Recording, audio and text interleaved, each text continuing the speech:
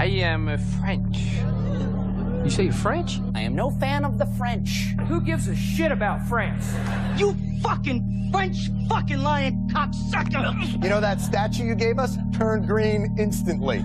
I hate France. Well, welcome to America, amigo. But all the French wine belongs and all the French people.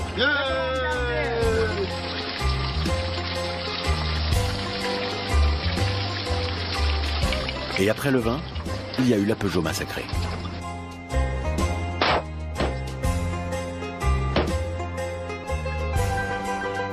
Sont publiés de savoureux ouvrages, tels que L'arrogance des Français, Pourquoi ils nous détestent et pourquoi nous le leur rendons bien, La trahison française de l'Amérique, ou encore Notre plus vieil ennemi, une histoire des relations désastreuses entre la France et les États-Unis, coécrite par l'historien Marc Moleskine.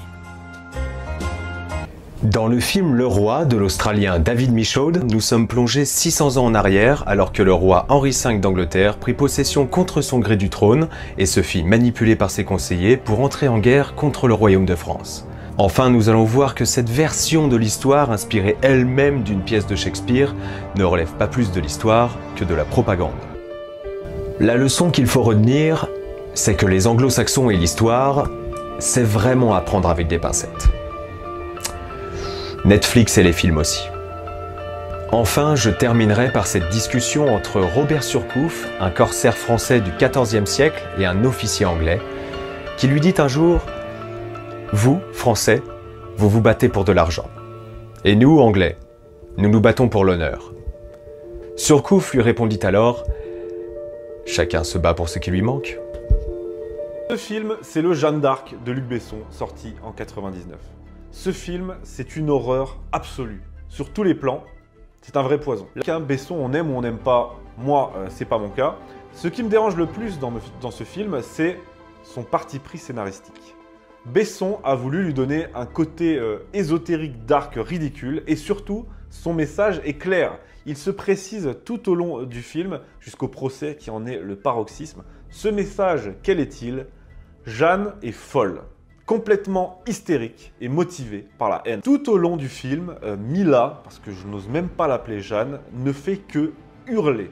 Hurler comme une possédée, comme une hystérique en phase terminale. C'est incroyable, c'est vraiment très prononcé. Et quiconque a vu le film a ressenti la même chose. Tout pour le vie. Mais il est fermé le pont-levis. C'est pour longtemps.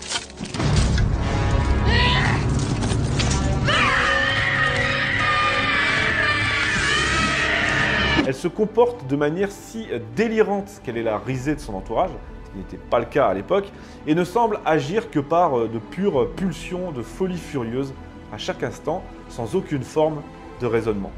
Nos amis, les Anglais, ont toujours beaucoup de mal à nous adresser le moindre compliment. Pire, l'époque est plutôt à l'accélération de ce que l'on appelle le French bashing. Nous sommes allés comparer certains chiffres et vous allez voir qu'en la matière, les Britanniques n'ont pas que des leçons à nous donner, comme le montre ce reportage réalisé avec Thomas Donzel et Nick Bousby. La dernière charge date d'il y a quelques jours, quand le patron de John Lewis, les Galeries Lafayette à l'anglaise, s'est lâché au retour d'un voyage en France. La gare du Nord à Paris est la fosse aux immondices de l'Europe. Je n'ai jamais été aussi mal à l'aise dans un pays. Rien ne fonctionne et personne ne s'en soucie. La France est finie.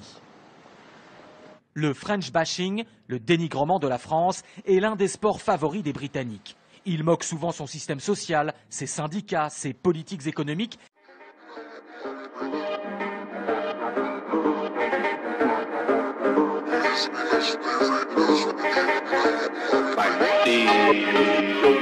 Travailleurs paresseux, faux.